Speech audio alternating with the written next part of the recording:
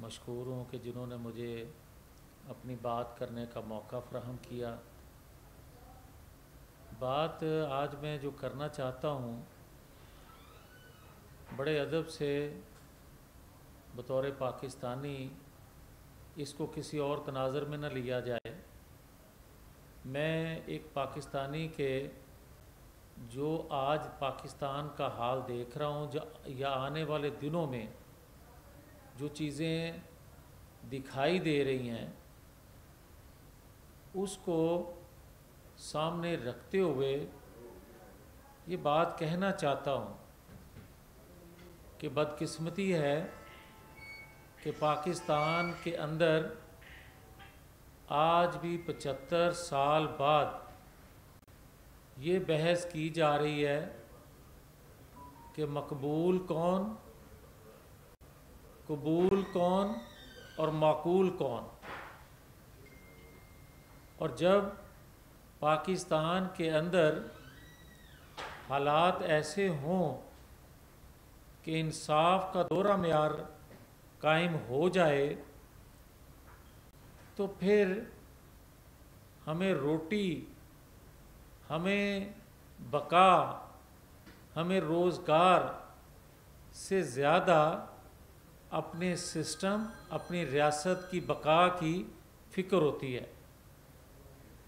और ये हालात रातों रात नहीं पैदा हुए। बदकिस्मती से पाकिस्तान के अंदर अंदरूनी बैरूनी ख्वाहिशात की तकमील के लिए जो लोगों से काम लिया जा रहा है, उससे पाकिस्तान की मईशत और माशरत बर्बाद हो रहे हैं। पाकिस्तान के अंदर इंसाफ देने वालों के मुतल्लक जो गुफ्तगू होती है वो काबिल फ़िक्र है। हम में से हैं सब, मुहाफ़िज़ हों या इंसाफ देने वाले हों, इंसाफ लेने वाले हों या इंसाफ को तरस रहे हों लोग। मगर आज जो मुझे आपसे गुजारिश करना है कि या तो मकबूल के लिए कोई पैमाना रखें इंतखाबात या कौमी खिदमत, या कौम के लिए, रियासत के लिए अपना आप कुर्बान कर देना, या रियासत कौम को अपने पे कुर्बान कर लेना। अब बात यह है कि जुल्फ़िकार अली भुट्टो को 45 साल अगर ये कहा जाए कि उस वक्त इंसाफ के तकाजे पूरे नहीं किए गए थे, और 10 साल बाद नवाज शरीफ को इंसाफ मिले, मगर आज तक ये ना कहा जाए कि इंसाफ के तकाजे पूरे नहीं हुए थे, आज तक ये ना कहा जाए कि आपसे ज्यादती हुई थी, तो मुझे कोई ये बताना पसंद फरमाए कि 6 माह बाद किसी को ये कहा जाए कि मकबूल या कबूल या माकूल। आज बदकिस्मती से हालात इस नहज तक पहुंच गए हैं, और ये पहुंचाए हैं इमरान खान और उनके सहूलतकारों ने कि अदालतों को मफामत का कहना पड़ रहा है ओपन कोर्ट में। ये खुशी की बात नहीं है, ये लम्हा फिक्रिया है। और क्या या तो पाकिस्तान का कानून बदल दें कि इद्दत का कोई कानून नहीं है, इस्लाम में कोई कदगन नहीं है, मुझे ये सरोकार नहीं कि किसी को सज़ा हुई या नहीं हुई, मैं तो कानून की बात कर रहा हूं, मगर किसी खास के लिए वो कानून नहीं है और आम के लिए सूली पे लटका दो। मुझे कोई ये बताए कि 190 मिलियन पाउंड खा जाना कोई जुर्म नहीं है, मगर मोबाइल छीनना जुर्म बहुत बड़ा है। मुझे कोई ये बताए कि क्या पाकिस्तान के अंदर 9-10 मई करना जुर्म नहीं है, मगर ईंट से ईंट बजाने का एक जमात के सरबराह की जानिब से कहना कई महीने जुर्म बन जाए। और एक कराची का लीडर पाकिस्तान को तोड़ने की बात करे तो उसको खत्म कर दिया जाए, उसको मुजरम करार देकर साबित कर दिया जाए कि इससे बड़ा और मुजरम कोई नहीं। और क्या 9-10 मई करना, अमलन कर देना पाकिस्तान के अंदर कोई जुर्म नहीं है? और क्या ये महज इत्तेफाक है कि पाकिस्तान के अंदर बलोचिस्तान की अलहदगी पसंद तंजीमें हों या कराची का लीडर हो, उनके ट्विटर हैंडल किए जाएं, मॉनिटर किए जाएं, ऑपरेट किए जाएं पाकिस्तान बाहर से,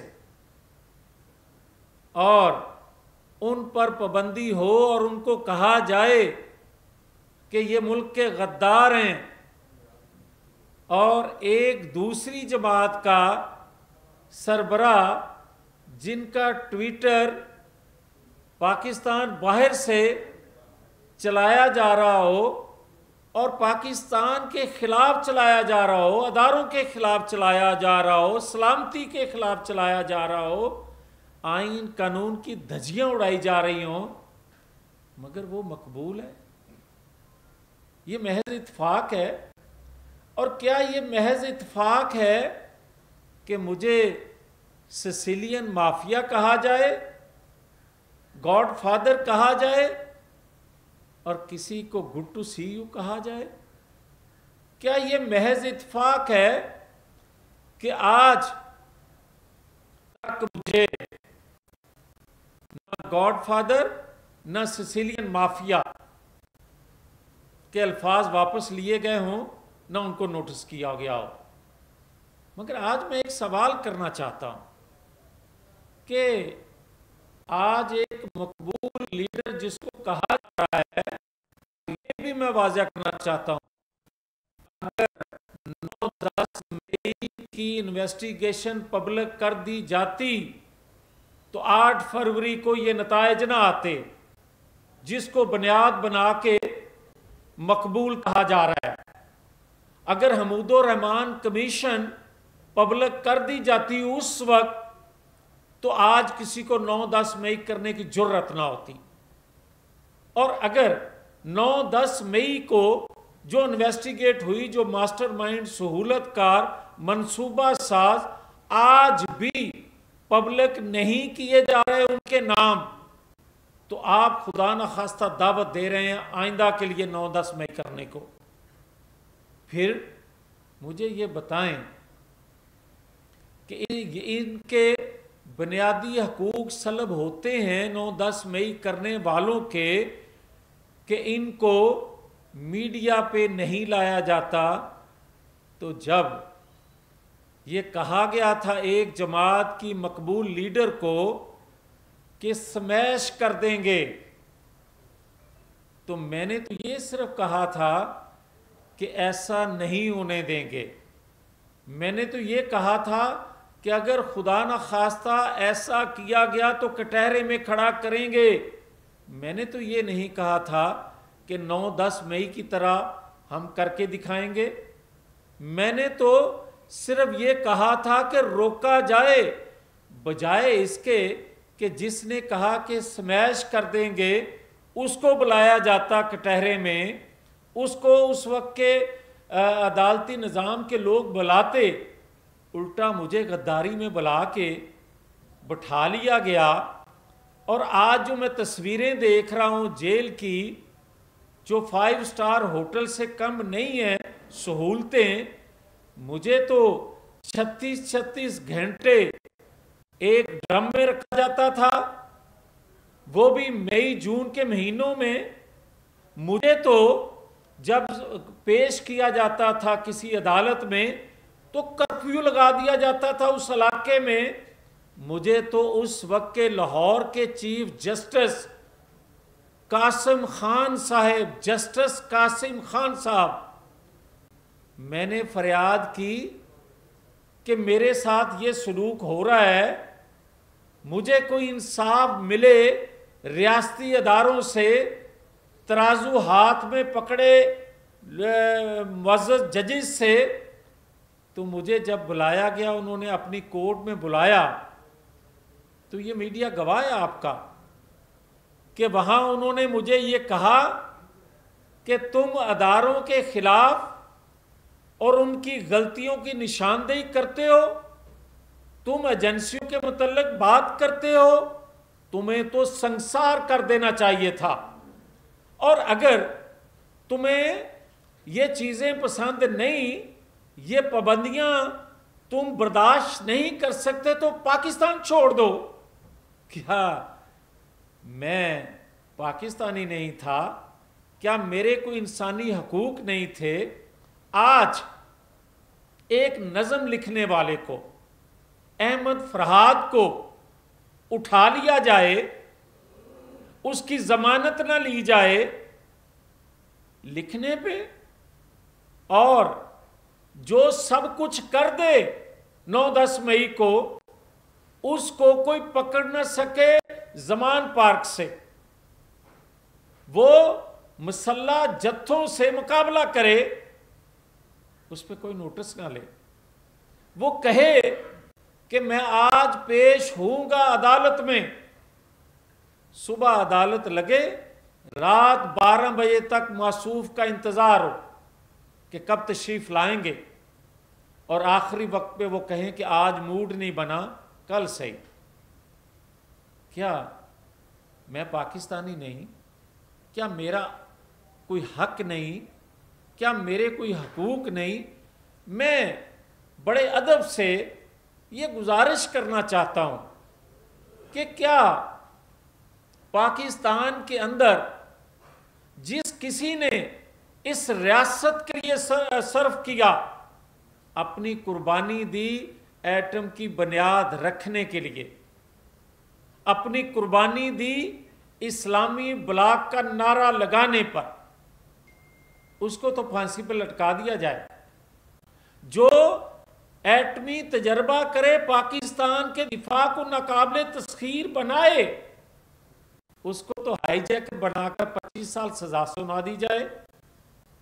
और जो शख्स आज तक 4 साल हुकूमत में रहने के बावजूद पाकिस्तान के लिए कुछ ना कर सका, कुछ ना किया, बल्कि मईशत बर्बाद कर दी, माशरे बर्बाद कर दी, दुनिया में पाकिस्तान को तन्हा कर दिया, वो आज भी लगा हो।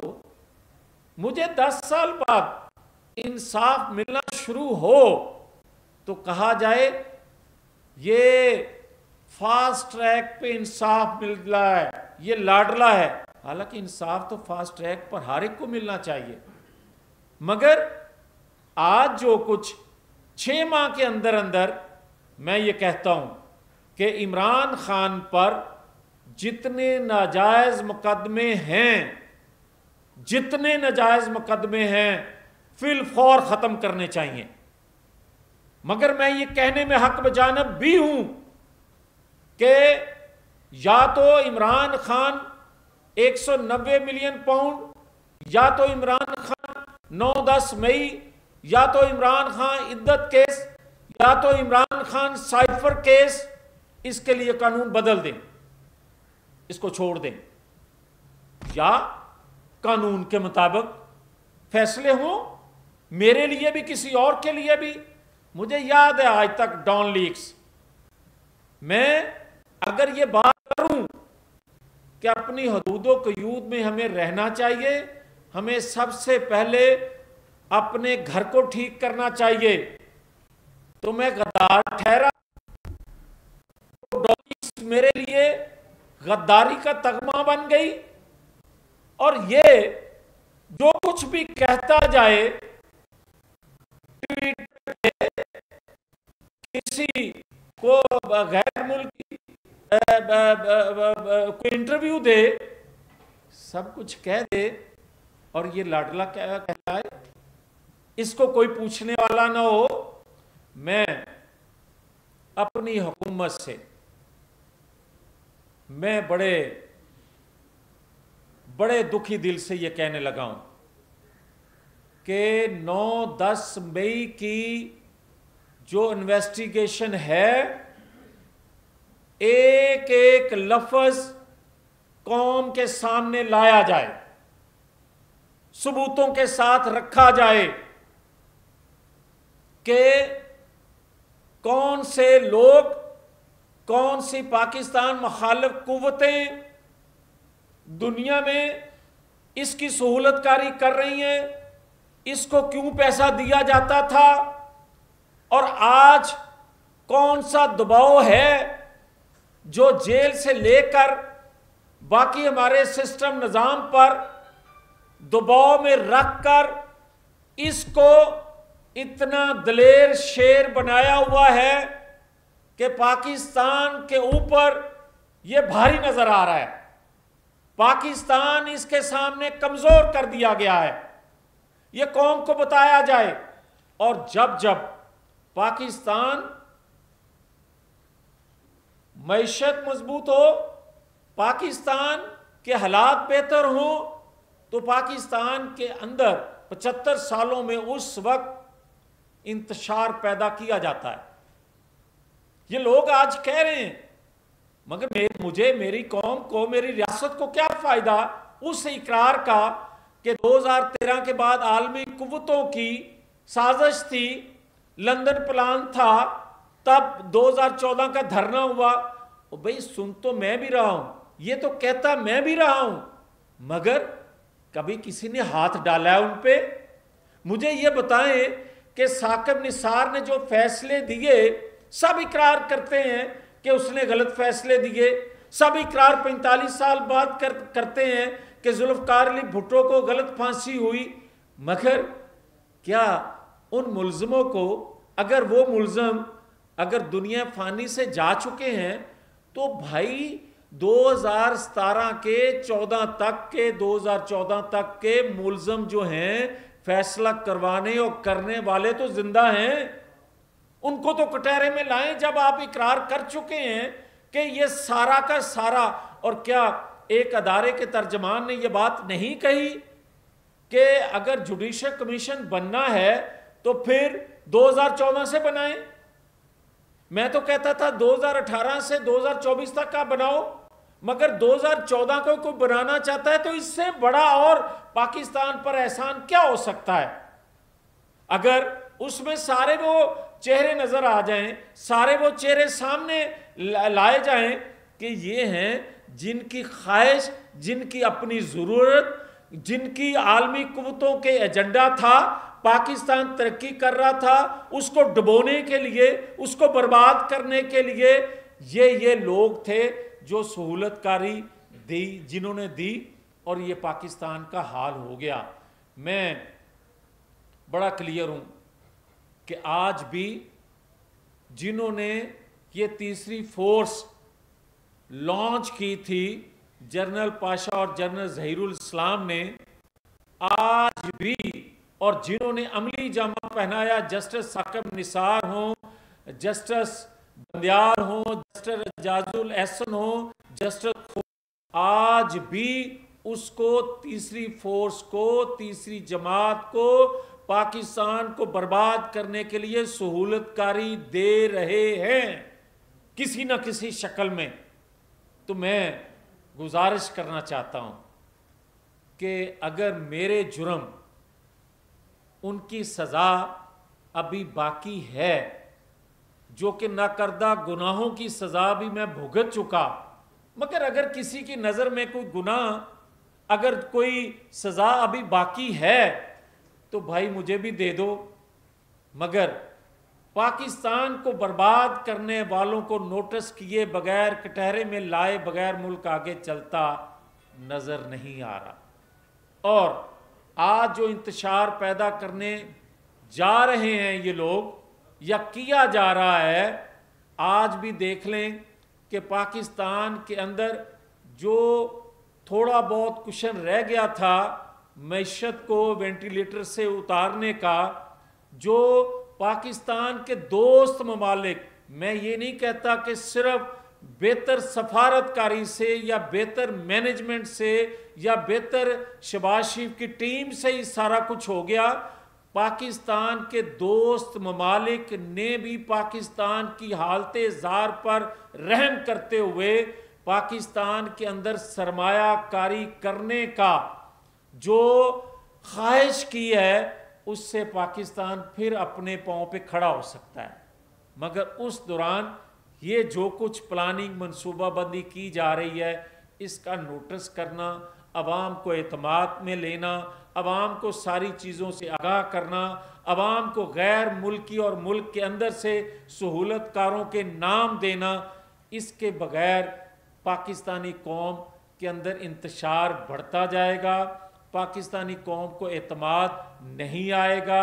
जिस तरह 8 फरवरी के नताइज और जिस तरह हुकूमत का अरेंजमेंट किया गया मरकज़ का बनाने के लिए, इससे पाकिस्तान को वो फ्रूटफुल नताइज जिसका पाकिस्तान आज मुतहम्मल है वो नहीं मिल सकेंगे। तो मेरी गुजारिश है कि अदारों में बैठे इंतहाई काबिल एहतराम लोग सारे मिलके पाकिस्तान को आगे उस वक्त बढ़ा सकते हैं जब पाकिस्तान को बर्बाद करने वालों का भी एहतसाब हो और पाकिस्तान को फ़ायदा, पाकिस्तान के लिए ख़ुद को सर्व करने वालों की भी तारीफ़ हो। ये नहीं हो सकता कि आप सर्व करने वालों को भी उसी लाठी से हाँकें और बर्बाद करने वालों को भी प्यार करें। ये नहीं, इस तरह मुल्क चल सकेगा। बहुत शुक्रिया। ताकतवर जो दो इदारे हैं वो आमने सामने हैं, उनके बीच में कोई तसादम कोई नजर आ रहा है आपको बजट के बाद? क्योंकि हालात इस तरह के नजर आ रहे हैं कि दोनों बिल्कुल नेक टू नेक हुए हैं, बिल्कुल आमने सामने आ चुके हैं। दूसरा, आपने ये कहा कि 9 मई के जो शवाहिद है वो सामने लाए गए, उसकी जो तहकीकात है वो सामने लाई गए। 9 मई के हवाले से जो सबसे अहम है वो CCTV फुटेजेस है, वो किसके पास है वो आपको बेहतर पता है। क्या आप उनसे भी मुतालबा करते हैं कि वो जो सबसे अहम शवाहिद है, वीडियो फुटेजेस है, वो पहले सामने लेके आए, अदलिया के सामने पेश करें, ताकि वो जो मुल्ज़िम है, मुजरिम है। आप बिल्कुल ठीक कह रहे हैं। जिनके पास वो फुटेज हैं, जिनके पास तमाम इन्वेस्टिगेशन के सबूत हैं, ये बहुत पहले पब्लिक कर दिए जाने चाहिए थे। आज जो कहा जाता है 9-10 मई 9-10 मई, ये बार बार दोहराने की ज़रूरत पेश ना आती। आज जो 9-10 मई के सहूलतकार हैं, मास्टरमाइंड हैं, मनसूबा साज हैं, उनकी इस गलती, उनकी इस कोताही की वजह से आज वो कह रहे हैं कि जनाब कमीशन बनाया जाए। एक दिन दिहाड़े सारा कुछ हुआ और साल बाद अगर वो कमीशन का जिक्र कर रहे हैं तो उनको ज़रूरत इसलिए या वो कहने की जुर्रत इसलिए कर रहे हैं कि वो चीज़ें आज तक पब्लिक नहीं हुई। वो पब्लिक होनी चाहिए। वो कौमी मुजरम हैं, वो किसी ख़ास बंदे के, किसी ख़ास जमात के मुजरम नहीं हैं, वो रियासत के मुजरम हैं। लिहाजा कौम का हक है कि उनका कौम को पता चले। 9 मई के वाक़यात के हवाले से हमने देखा यह है कि निगरान गवर्नमेंट रही और निगरान गवर्नमेंट की जो पावर थी वो आपको पता है कि कहाँ थी। उसके बावजूद कोई एक मुलजिम भी अपने कैफे किरदार को नहीं पहुँच सका, जिनकी CCTV फुटेजेस जिनके बारे में मुकम्मल सबूत मौजूद हैं, कोई मंतकी नाम को नहीं पहुँचे। तो आज फिर से आपके मुतालबा करें, अब क्योंकि आपकी गवर्नमेंट है, क्या प्रोसिक्यूशन में क्या कौन रुकावट है इस सजाओं के अमल में? कैपिटल हिल की तो मिसाल हम देते हैं कि वहाँ पर तो सबको सजा हो जाती है, लेकिन यहाँ पर सजा अभी तक किसी एक को भी नहीं हुई कि कम से कम ये सिलसिला आइंदा से होते। मैं मेरे भाई शायद आप सुन नहीं सके, मैंने गुजारिश की है कि पाकिस्तान पे एक शख्स भारी नज़र आ रहा है। मैं निज़ाम की बात नहीं कर रहा, मैं रियासत की बात कर रहा हूँ कि सब कुछ होने के बावजूद, सब कुछ सबूत होने के बावजूद कौन सा ऐसा दबाव है कि जिसकी वजह से बार बार 9-10 मई मैं ज़िक्र करूँ या कोई और ज़िक्र करे, ज़िक्र करते हैं मगर उसको मंतकी अंजाम तक नहीं पहुँचा पा रहे। ये वो दबाव हैं जो मैं कह रहा हूँ कि मालियाती अदारों को जो कोई ख़त लिखते हैं, मालियाती अदारे जब बात करते हैं, और पाकिस्तान के अंदर इससे बड़ी मुदाखलत और क्या हो सकती है जब ये कहा जाता है कि क्या हम आज़ाद नहीं हैं? कैसे आज़ाद हैं कि आलमी कुव्वतें और वो कुव्वतें जो 75 सालों में हमेशा पाकिस्तान को डिस्टेबल करने के लिए, पाकिस्तान को कमज़ोर करने के लिए मुतहर्रक होती हैं, जो आज भी मुतहर्रक हैं कि 9-10 मई के मुल्ज़म जो हैं वो कैफर करदार तक पाकिस्तान का सिस्टम नहीं पहुंचा सकता।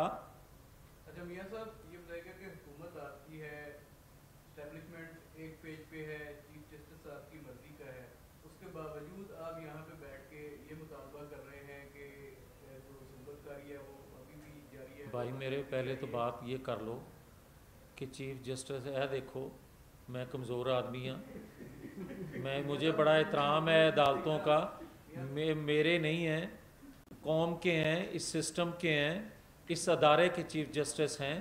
ये अल्फाज तो पहले वापस लें। और दूसरा, एक पेज नहीं है, एक पेज जब था उस वक्त सज़ा जज़ा होती थी, और आज वो कहता है कि जनाब नैब मेरे अंडर नहीं था 4 सालों में, हालांकि बाकी झूठों की तरह ये सबसे बड़ा वो झूठ दोबारा से बोल रहा है कि नैब तो क्या, उसके अदारे तमाम जो थे वो उसके अंडर थे, और वो खुद कहा करता था कि जनाब मैं एजेंसियों को कहता था बिल पास करवाना है तो वो बंदे इकट्ठे करते थे।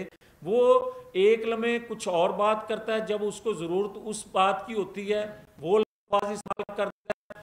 देखें पाकिस्तान के अंदर इतना पैसा नहीं है कि आप कोई जमात जो है वो ज़राए अबलाग अपनी मर्जी से चला सके, मगर इसके पास पैसा है कि दुनिया का ज़राए अबलाग जो हैं वो इसके लिए सहूलतकारी दे रहे हैं, इसका बयानिया बना रहे हैं। क्या मेरे अदारों को, क्या मेरी रियासत के अदारों को इल्म नहीं है?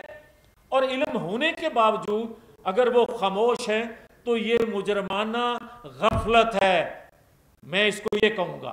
अच्छा मियां साहब, ये फरमाइएगा कि आपकी गुफ्तगू से लग रहा है कि एक मतलब फिर एक 9 मई की साजिश तैयार हो गई है और तमाम फैक्टर भी तैयार हैं। आप जरा पर्दा हटा दें, कौन कौन से लोग हैं जो 9 मई जो है पार्ट 2 करने जा रहे हैं?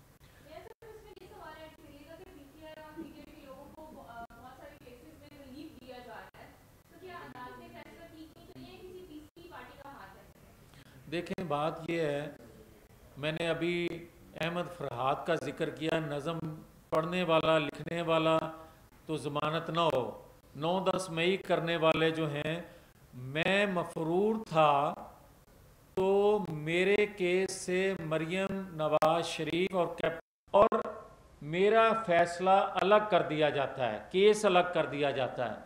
आज आप देखें कि 9-10 मई के जो मफरूर हैं वो भी बरी हो रहे हैं। आप ये देखें कि एक शख्स अदालती मफरूर था और आला अदलिया में मौजूद बगैर जमानत के था, मगर वो मौजूद था। आज कोई लोअर कोर्ट का भी मफरूर लोअर कोर्ट में जाके बैठ के दिखाए बगैर जमानत के, तो मुझे फिर ये सवाल आप करें। जहाँ तक सवाल है देखें, जब हम ये बात करते थे 9-10 मई होने से पहले, जो 18 माह की हुकूमत थी, मैं उस वक्त भी गुजारिश किया करता था और आप सवाल करते थे कि आप हुकूमत में हैं, वज़ीर हैं, और आप कह रहे हैं सहूलतकारी हो रही है, आप बताएं। फिर 9-10 मई को नज़र आई चीज़ें, फिर एक अदारे ने खुद एहतसाबी की अपने अंदर, फिर वो एक लिस्ट बनी, फिर वो अलग हुए, फिर दूसरे अदारे के अंदर खुद एहतसाबी का अमल शुरू हुआ, वो अलग बात है, रुक गया। मगर मैं ये आज भी कह रहा हूं कि वो सहूलतकार पैसा भी इन्वेस्ट कर रहे हैं, अपनी तमाम खिदमात भी दे रहे हैं, और ये शख्स माहौल ऐसा बना रहा है कि सोशल मीडिया के ज़रिए दबाव में ला रहा है अदारों को, रियासत को, कि अगर ये ना करेंगे तो ये बड़ा मकबूल है, आप को ये भुगतना पड़ेगा। मुझे ये बताएं कि क्या दबाव में कभी अदारे आते हैं? क्या दबाव में कभी इंसाफ होते हैं? क्या दबाव से मुतासर होकर कुछ लिखा जाता है? क्या दबाव से मुतासर होकर पॉलिसियाँ बनती हैं? क्या दबाव से में आकर पाकिस्तान की हुकूमतें बनाई और गिराई जाएंगी? क्या दबाव में आकर फिर ये एक फैसला कर लें कि आज के बाद आपने ना 2013, ना 2018, ना 2024 आने देना है, बल्कि मसल्ला जत्थे बनी गाला में हो या ज़बान पार्क में तैयार करने हैं, और देख लें जितनी ताकत हुआ करेगी। आपने ये देखा नहीं है कि लोअर कोर्ट से लेकर हाई कोर्ट, हाई कोर्ट से लेकर सुप्रीम कोर्ट की बिल्डिंगों पे कब्जे हुए, जुडिशल कम्प्लेक्स पे कब्जे हुए, मसल्ला कब्जे हुए। मुझे तो आज तक ये ताना दिया जाता है कि आपने सुप्रीम कोर्ट के शीशे तोड़े थे। मैंने तो भुगता भी, उसमें सुप्रीम कोर्ट ने FIR की, सजाएं दी, हमारे बेशुमार लोग नाहल हुए। मगर क्या जुडिशल कम्प्लेक्स पर, क्या हाई कोर्ट, सुप्रीम कोर्ट तक, क्या लोअर कोर्ट के जजेस का नाम लेकर, क्या सुप्रीम कोर्ट के जजेस का नाम लेकर, क्या आज के चीफ जस्टिस के खिलाफ रेफरेंस किसने फाइल किया था और क्यों किया था? और क्या आज तक कोई नोटिस हुआ है? क्या इसको, क्या रऊफ हसन क्या कुछ बकवास नहीं करता?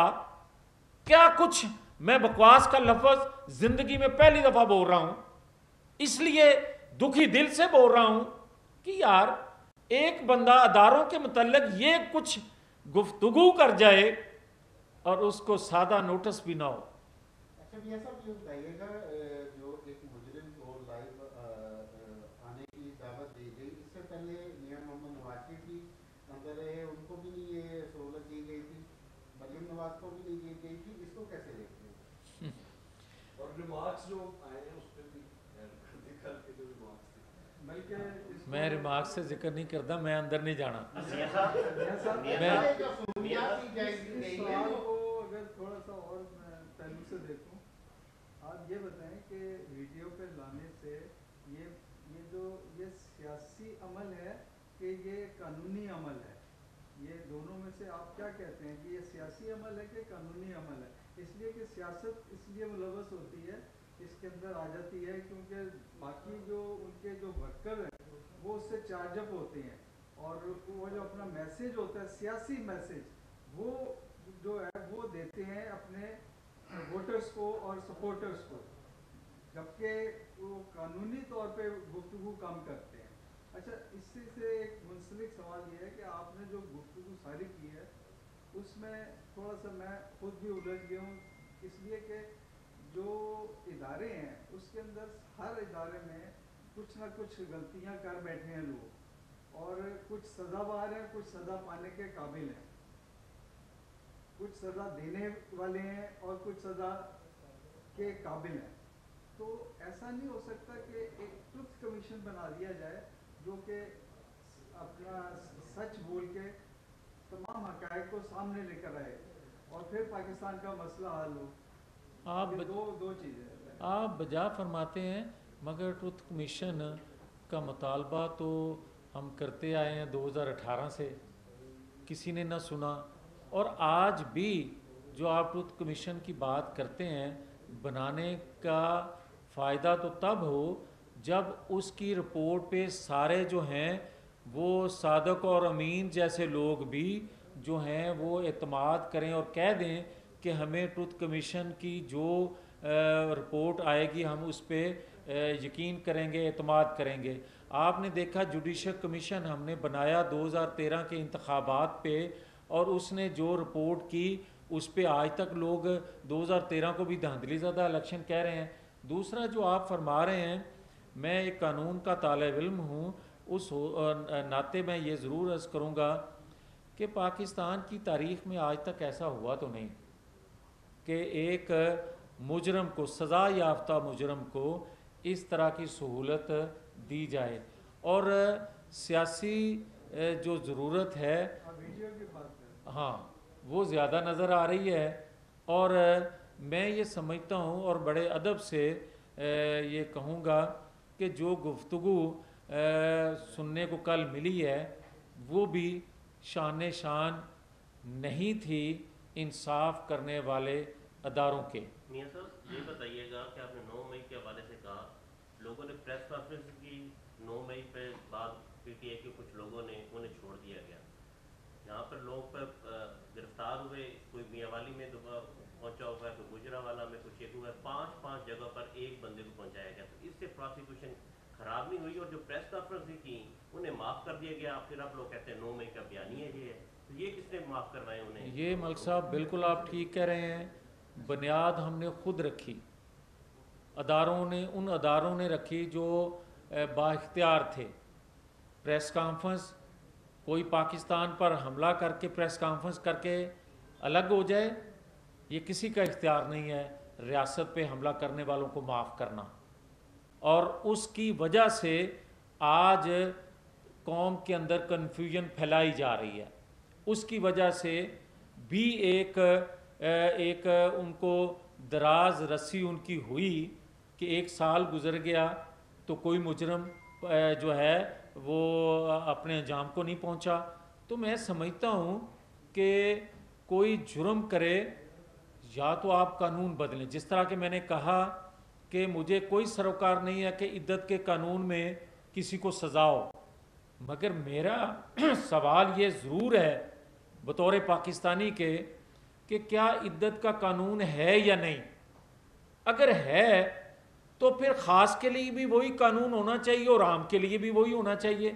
फिर मैं ये कहता हूँ कि अगर साइफर एक कौमी राज को पब्लिक करना जुर्म है, फिर के लिए भी वही जुर्म होना चाहिए, या ख़त्म कर दें।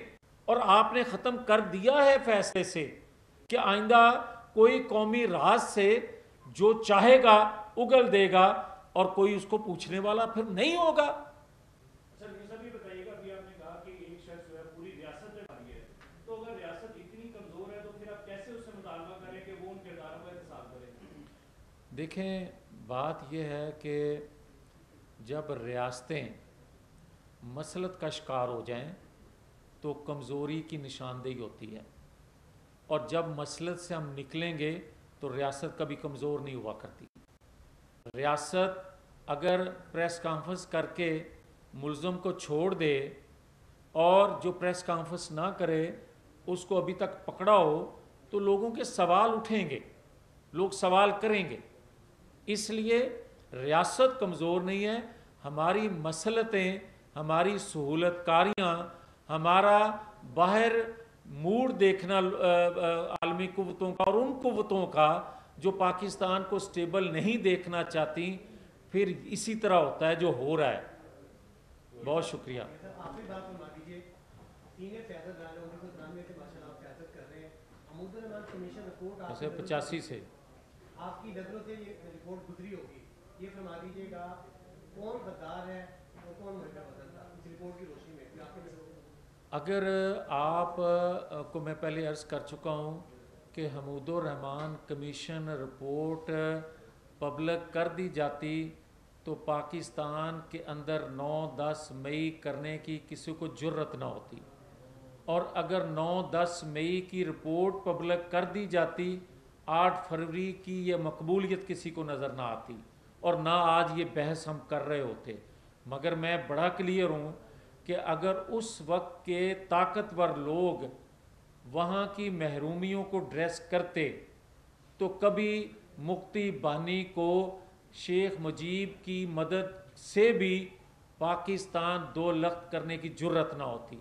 और आज भी जो कुछ हो रहा है, नई मुफ्ती बानी पैदा की गई जो 9-10 मई को आपको नज़र आई, अगर उसको ख़त्म करना है तो 9-10 मई की रिपोर्ट पब्लिक करना पड़ेगी।